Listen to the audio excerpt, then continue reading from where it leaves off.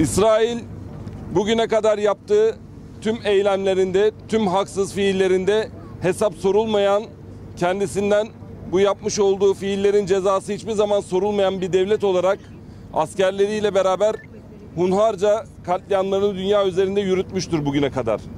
Bugün Türk adaleti bundan sonra İsrail'e de dokunulabileceğinin, İsrail askerlerinin de artık rahatça bu suçları işleyemeyeceğinin kararını tescil etmiştir. Bu kırmızı bültenle beraber arkadaşlar İsrail askerleri için artık dünyanın neresine giderlerse gitsinler kırmızı bülten kararıyla Interpol aracılığıyla Türkiye'ye teslimleri gerekecektir. Gazze nasıl masum insanlar için açık hava hapishanesine döndüyse bundan sonra İsrailli askerler için de İsrail bir açık hava hapishanesine dönmüştür. Bu manada tarihi bir kararı yaşıyoruz, tarihi bir anı yaşıyoruz. Ben Türk adaletinin tekrar doğru bir karar üzerine durması, mazlumların yanında olmasından dolayı tebrik ediyorum. Bir insanın öldürülmesi tüm dünyanın öldürülmesi gibidir. Bir insanın kurtarılması da tüm dünyanın kurtarılması gibidir. Burada verilen karar bundan sonra İsrail askerlerinin insanları öldürürken öldürmelerinin önünde en büyük engellerden biri olacaktır ve bütün insanlığın kurtuluşu gibidir diye düşünüyorum. Bu haberi böylelikle hepinize müjdeliyorum. Teşekkür ediyorum.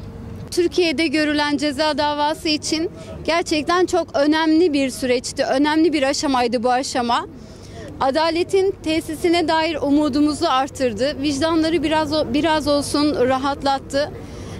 Biz İsrail'in ister emir zincirinde olsun, ister bu operasyona katılanlar olsun, bu suçları işleyen herkesin bunun hesabını vereceğine er ya da geç inanıyorduk. Bu konuda da elimizden gelen bütün gayreti gösterdik. Bugün bu karar Türkiye'de 37 ülke insanının, gemide katledilen insanların ailelerinin hepsinin haklarının neticelendirileceğinin bir göstergesi oldu. Ben buradan bütün ülkelere seslenmek istiyorum. Bütün ülkelerin yetkililerine. Adı geçen bu kararın verildiği sanıklar hangisi ülke sınırlarınıza, topraklarınıza gelirse onu yakalayıp hukukun gereği olarak Türkiye'ye teslim etmekten geri durmayın.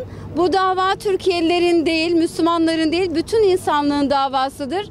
Her kim ki bu sanıklardan bir tanesine ulaşma şansını elde ederse bu mahkemeye ve Türkiye'ye teslimi konusunda tereddüt etmemelidir. Bu hukukun gereğidir. Bundan sonra sanıklara uyku yok. Bundan sonra sanıklara seyahat yok.